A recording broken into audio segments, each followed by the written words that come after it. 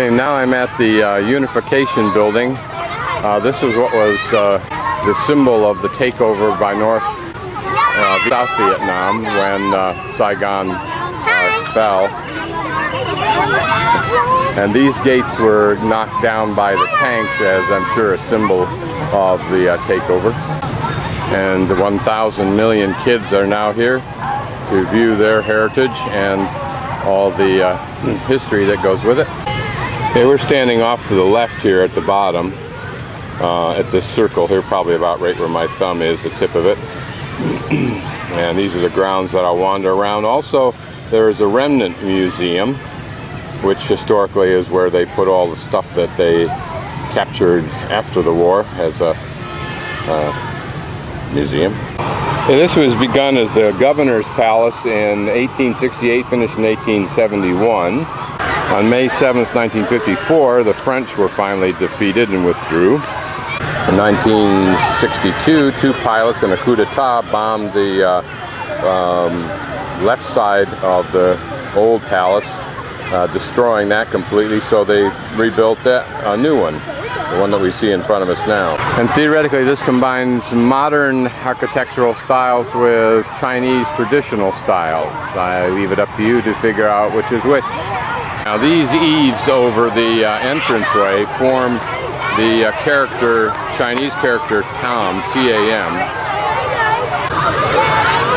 actually Vietnamese character, which stands for humanity, wisdom, and boldness. Presumably these three horizontal lines are connected by one vertical line, but I don't see one, I see at least two. But anyway, that is supposed to reflect the form of the character Vong, which means king. And then the flag flying over all of those characters then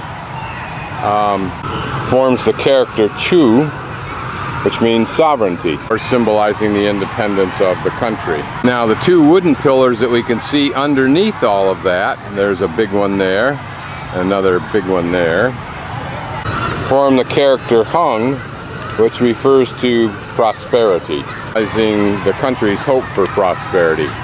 Quite frankly, it appears that this prosperity has been strongly developing since the end of the Vietnamese War with America. Beautiful fountain, well-maintained area, because number one, this is Saigon, they do that here, and it is a symbol, one of the most important symbols of the entire country, of course. Now, an even greater explanation of the symbolism here, this first character, cat, which I don't know what it means, is the design of the building. Then cow is that upper portion, and then the comments that I had made, finalizing here. On the first floor, we're gazing into the cabinet meeting room over what may well be future cabinet members. And here, a very nice but not ostentatious dining room. Some views of the grounds from the first floor, and looking at the conference hall here.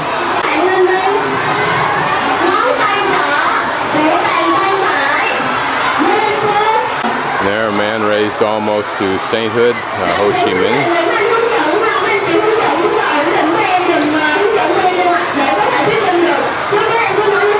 I don't know what this painting is, but one would assume that in this venue it would be one of the great pieces of Vietnamese art.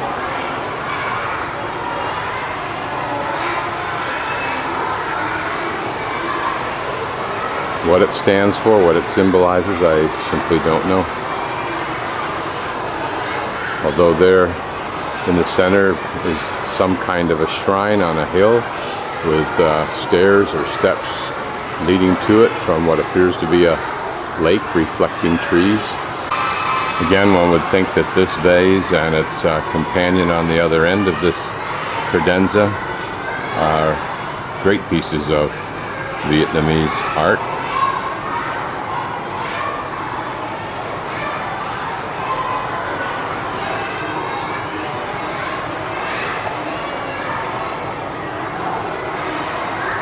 Here's a small photograph of the liberation troops attacking Independence Palace. I'm not sure there was much to attack. I'm thinking it was probably abandoned by then. Some of the tanks blasting down the gates and running over them was important. When I look at scenes like this,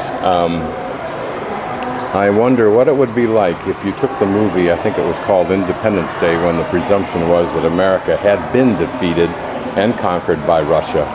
And after 20 or 30 years, we won it back.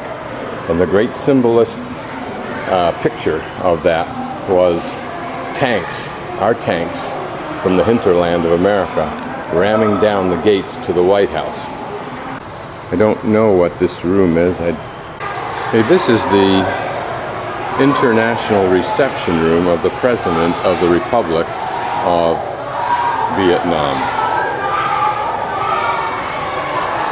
Again, we'll focus on that vase in a moment, as well as these tusks.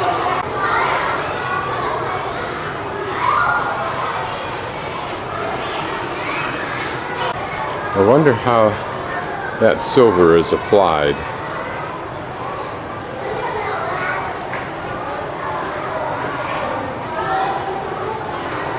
Here, a little bit of a hint of the carving in this majestic piece of work.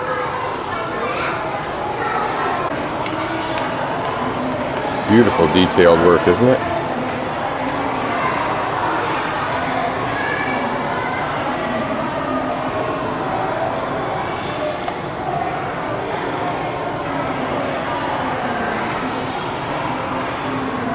A magnificent carpet of Nagas with black eyes.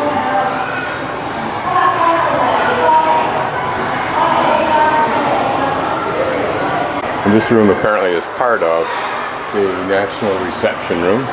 This is that other vase I wanted to take a look at. I'll look at it from that other doorway.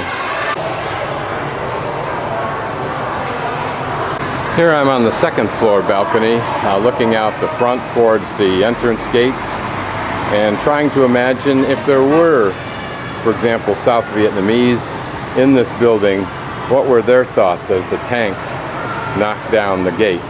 Or was that actually anticlimactic to what may have been some warfare before that? Here, a pretty little bonsai tree. It's not small, but some very pretty, delicate flowers.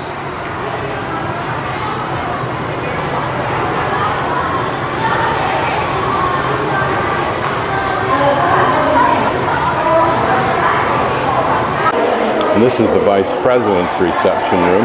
I wonder as I walk through here if we have equivalent rooms in the White House. One would think we have something like this.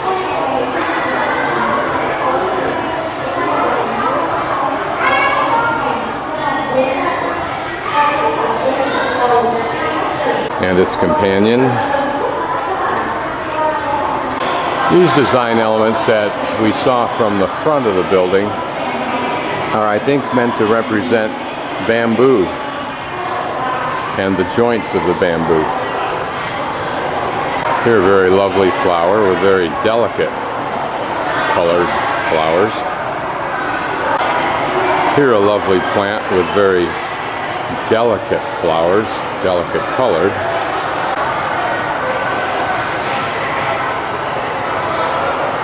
Now I'm walking down the short axis that goes from the front to the back of the building. We're now at the credentials presenting room.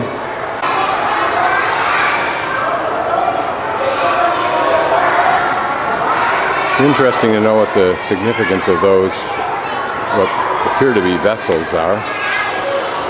The decor in this room is very elegant and kind of sings of the Orient without using much of the decor that the motifs, except for those graphics.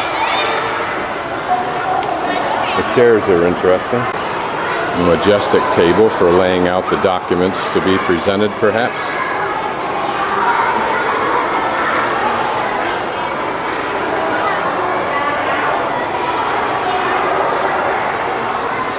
It'd be interesting to know what this huge panel made up of smaller rectangular sections is about. The literature doesn't explain that. I'll do a little Ken Burns thing on that, see if we can pick up something of interest.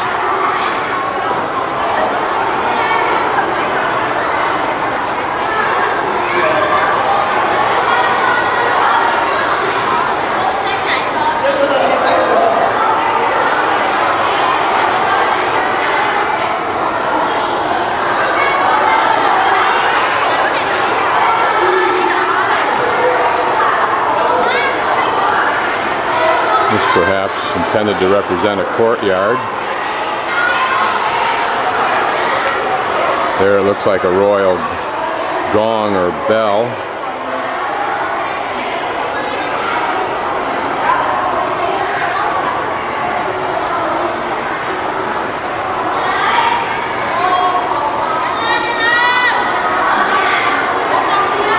These look like they might be soldiers gathering.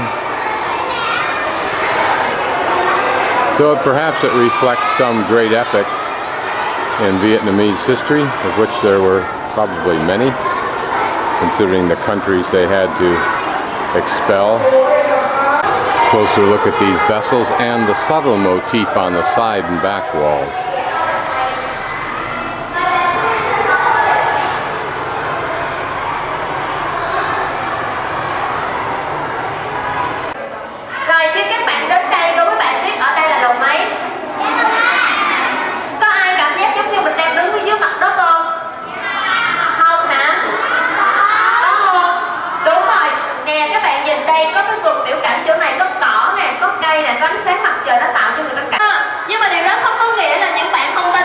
These look like they might be guest bedrooms.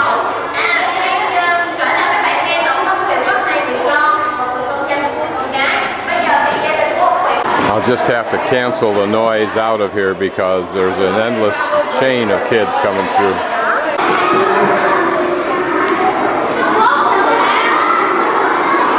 The traditional Asian setting, because that turntable in the center holds common bowls from which individuals take out what they want. Here's a small library.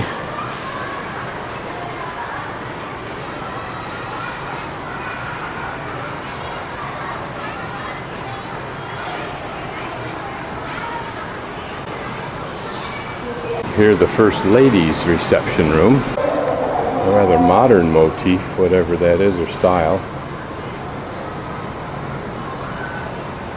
I wonder whether these are actually what would be considered state dinnerware. This is the movie theater.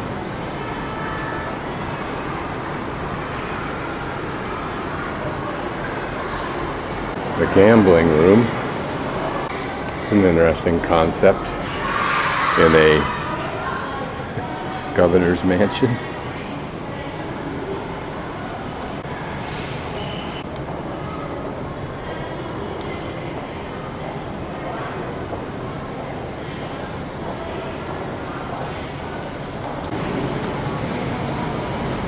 This is an interesting table. It has no pockets. This looks small enough to be a spinet rather than a piano. And here is something interesting. For the first time in the history of the world as I know it, the men's room is much, much smaller than facilities provided for the women, no doubt because they had their various gowns and maybe attendants to help them with that. I think this leads to the 4th floor. Here's some pans from on top of the 4th floor of the Saigon skyline. Now looking out over the front entrance.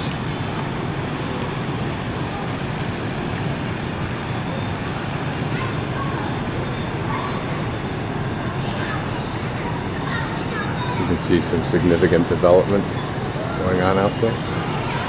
I'm panning from the south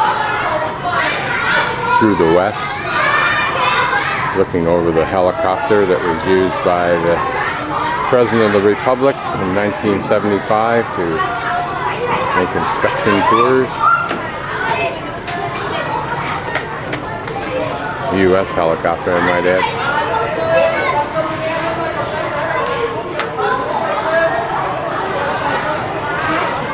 An interesting bonsai display in this large bowl. Now the southern view from east to west.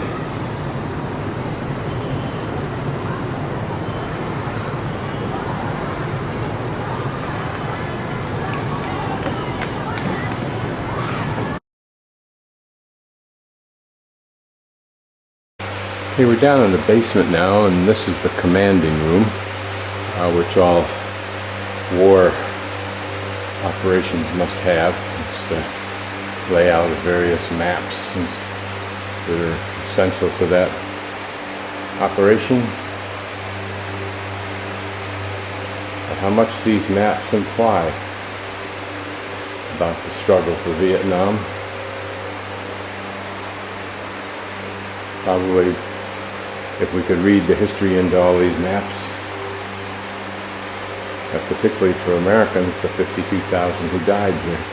When you look at it from the viewpoint of the average Vietnamese today, particularly the young, they may ask, why was it any of your business, America, to be over here? Why did you have to invade our country to achieve whatever you thought were your goals? Of course, seen from America, this was a global issue. It wasn't about Vietnam. The message center, presumably the hole was to pass messages back and forth. Spare radio station. Like all skeletons, it's difficult to really assess what was going on. But for me, there's a certain amount of interest in this, having been in Churchill's war operation. Telephone section again. Here all we get is a sense of the antiquity of the not so distant technology. Probably teletype machines.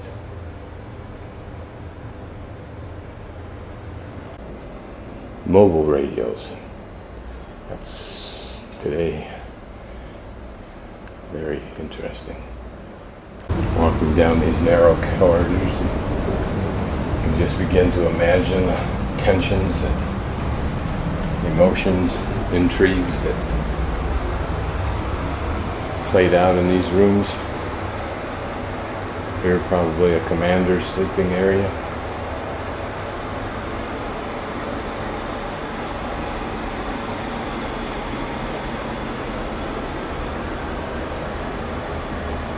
Here we're looking at the region. Here, Cambodia, Battambang, that I visited by taking the boat across and then up one of these channels to get to Battambang, and then Siem Reap over here, Phnom Penh down here. So the map of Cambodia.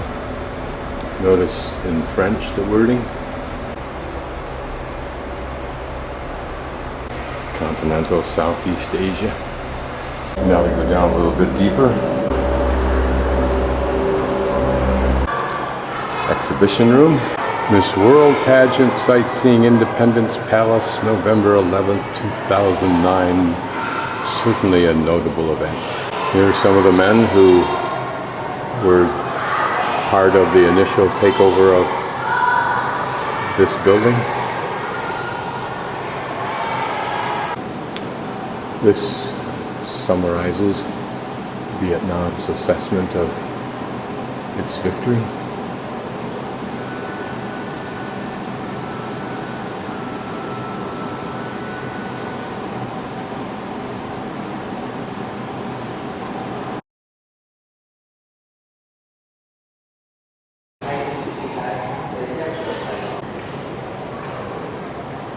This is the Saigon government in the last moment at Independence Palace on April 30th, 1975. The fact that they stayed says, I think, something interesting about them and the conquering North Vietnamese.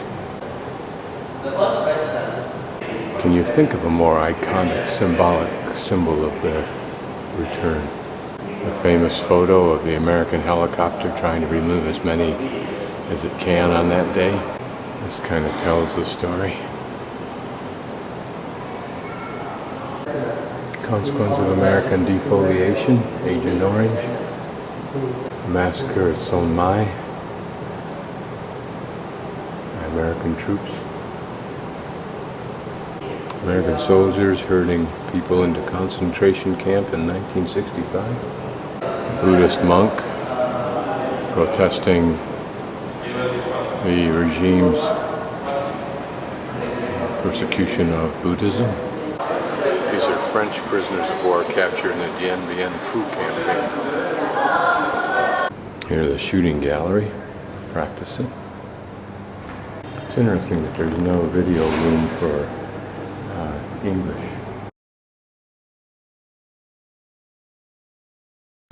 Here's some war memorabilia on the grounds.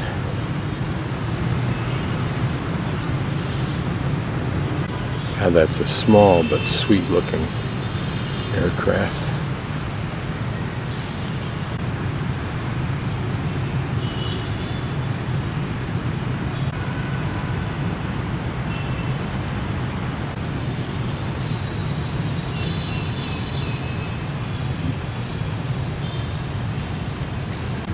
The Chinese-made tank. Notice the extra cleat on top there too to repair that cleat if they break. But what I noticed, I wonder about it, is the two big tanks of fuel on the back. Would those be an obvious target? This is a USSR tank. I think what this illustration is that this war memorabilia. I think this war I think these two pieces of memorabilia illustrate the crux of the Vietnam War, and that it was a contest between the communism of China and Russia and its allies and what was perceived as democracy, and the need to contain that former. And I remember one comment by a commentator that kind of summed up the war for me at that time. By that time I mean just probably at the end or shortly after the end of the war, and that was that Vietnam was the pressure relief valve for the Cold War. Unfortunately, the Vietnamese had to pay the price and saw it as solely an invasion of their country.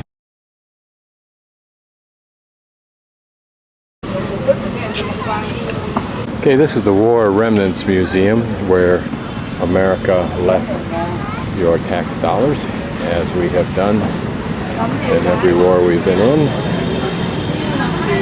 Of course, we don't have a museum like this in the United States because we never fought a war in the United States. Well, after the French and Indian British thing. And the guidebook says with, at best, what George Sand would have said, not bitter grapes, but overly ripe grapes, that the literature at this museum is somewhat propaganda in favor of Vietnam. And I would wonder, what would you expect when the mouse that roars wins? Of course, this line reflects what the guidebook is saying in its role as the unique museum in Vietnam's to systematically study, collect, preserve, display exhibits on war crimes and aftermaths of foreign aggressive forces caused for the Vietnamese people.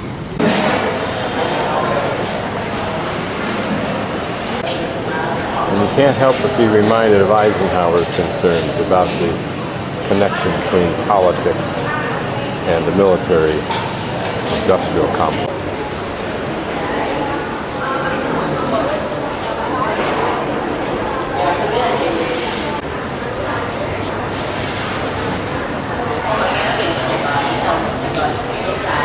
These photos illustrate actions by American forces against the villagers, referred as mopping up, taking villagers away from their homes to camps. People, including this young girl here, pleading not to kill her father, this man pleading for mercy, if you will. As opposed to the first set of photographs I showed you, these probably simply reflects the reality of fighting an indigenous force. And you don't know the difference between the Viet Cong and the villagers, and there may be none. Here's supposedly GI torturing a villager. It's up to you. You can put in your time just trying to make it back in one piece, or you can become a psycho like the lifer E6 in a picture who really digs this kind of shit. Your choice. These, of course, are disgusting pictures, particularly if the men who are doing it revels in what they're doing. The above document refers to conclusions of the Bertrand Russell Tribunal.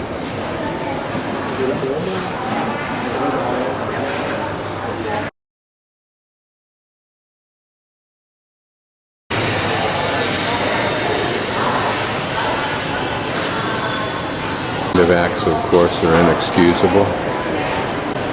Terry is the one in the middle. This describes the incident at My Lai. This, of course, alleges that Agent Orange was used to kill people as opposed to simply defoliate. The killing was something I don't think we expected, although I'm not sure we knew. These are aftermath conditions of Ancient Orange, presumably. And horrific they are. And had they been intentional, it would be all the more horrific.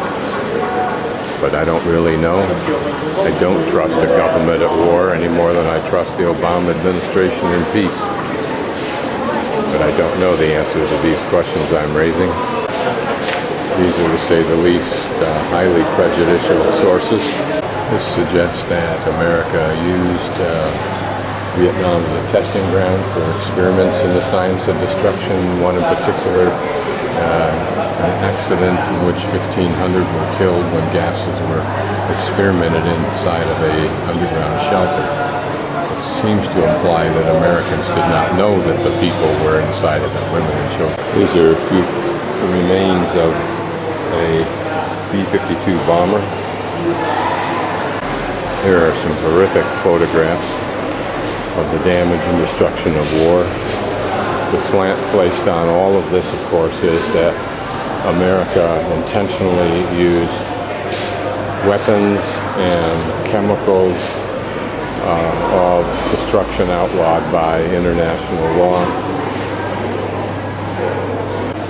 Nowhere, of course, is there any description as to the atrocities committed by the Vietnam or the Viet Cong where it was possible. And I'm not trying to tit-tat. I'm just suggesting that tit-tat is what you get into when you have these kinds of discussions. They're either biased or tit-tat. For how does, in the final analysis, either side justify the almost indiscriminate slaughter of innocent victims, or the accidents and damages of any war? This is a section of, I should say, for children. It has 120 paintings on the theme of peace for children. And of course, the ideal would be wonderful, and hopefully it will be the ideal future world. But it's difficult to imagine it with people like places like Myanmar and the other horrible places on earth.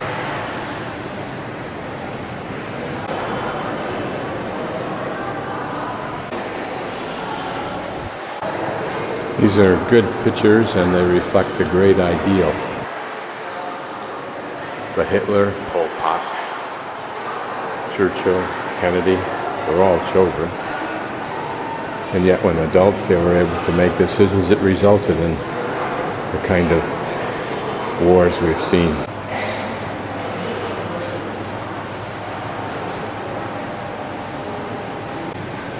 Is that Carrie with a patronizing smile? A dramatic photograph for its subtlety. These are posters asking Vietnamese people to help downed American fighter pilots, or American pilots. You wonder if this reflects a complete lack of understanding of how the Vietnamese felt about the American presence.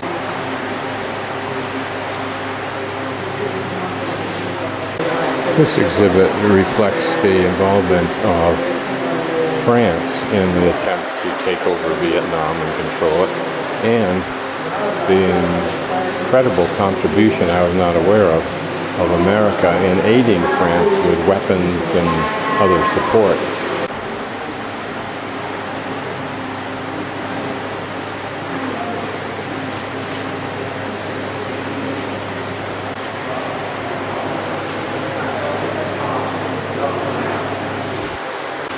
These are sections of this photographic exhibit.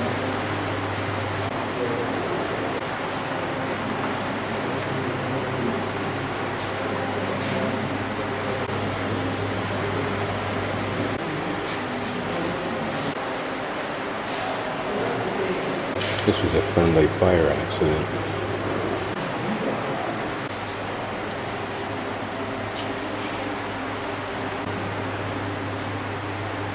This photographic exhibit that I've just walked through didn't take very many photos. It was a fairly neutral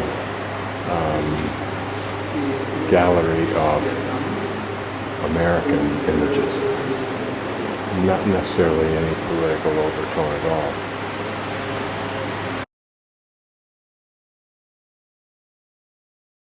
This is the park a little bit to the west, like a block to the west of the large block that has the Unification Building in it.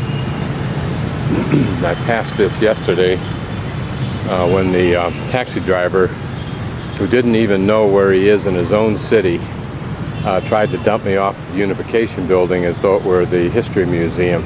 He was absolutely ignorant. This is a beautifully maintained park, as you can see. Great foliage sculpturing. You can see here flower beds that are in the process of being reworked. And here's one behind us where you can see what they do is they take the flowering pots, like the ones right in front of us, and when they plant those, they just dump the material into the flower bed, and it becomes material for that flower bed. Little children's playground area over there. Place for lovers and sweethearts to have their photographs taken. I don't know that includes those two guys. They're a magnificent sculpture of some kind of bear. How clever is that? Even with the whiskers, notice. A reflection pool.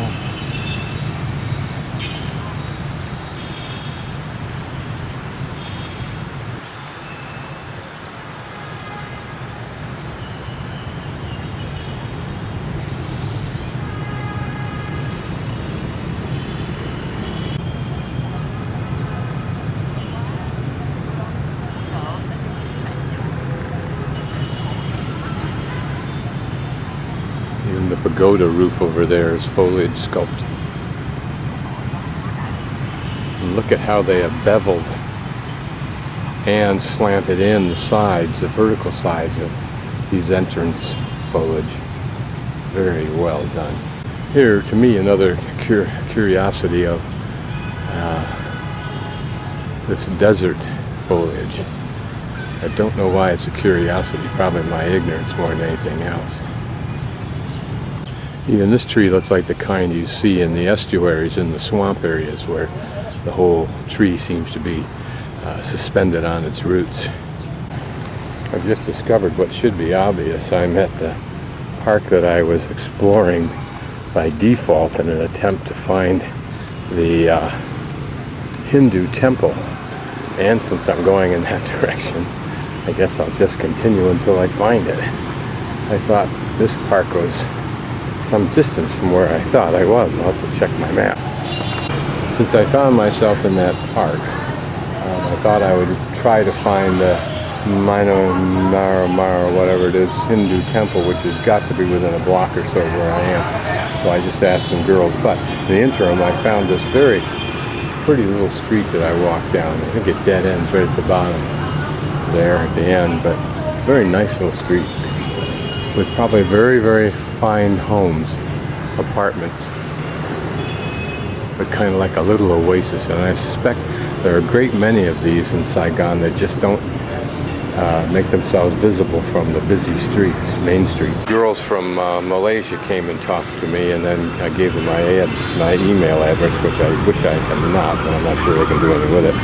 But what was curious, I thought after, was the man last week, also from Malaysia, who wanted to talk to me. They both wanted me to meet with them, and I declined.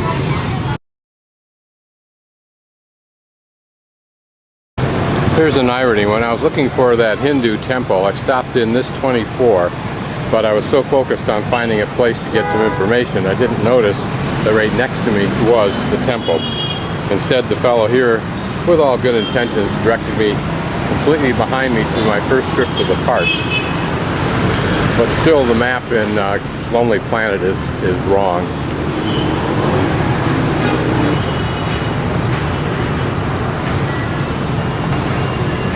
Very richly colored.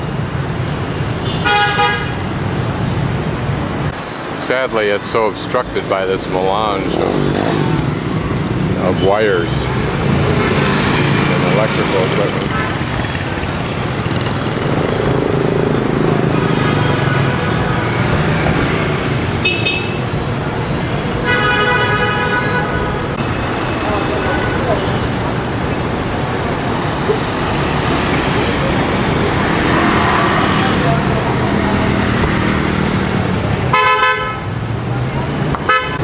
This is the left end of this front facade.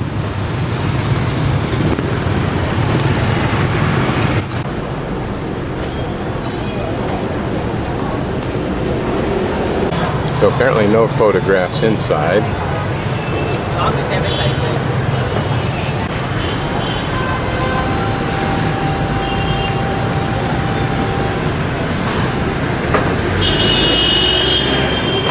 This is a side chapel. These are all characters from, I think, the Ramayana or the other Hindu epic. This is the top of the back of one of the side chapels. Multi-armed, and I've seen the blue face before, but this has a blue body.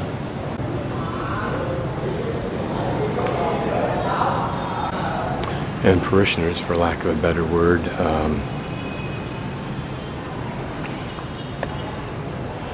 bow with their smoking incense sticks to either all of these icons, or at least the ones that are of interest to them, and then put one of those incense sticks into one of the sand bowls. Remember, India was the first initial dominating culture in this area of Vietnam. Here again, a multi-armed character. Here a woman, if that's a woman, with 4 heads and 4 arms, sitting on a lotus blossom, it looks like. And these may not be women, they may be men, they may be Buddhas for all I know.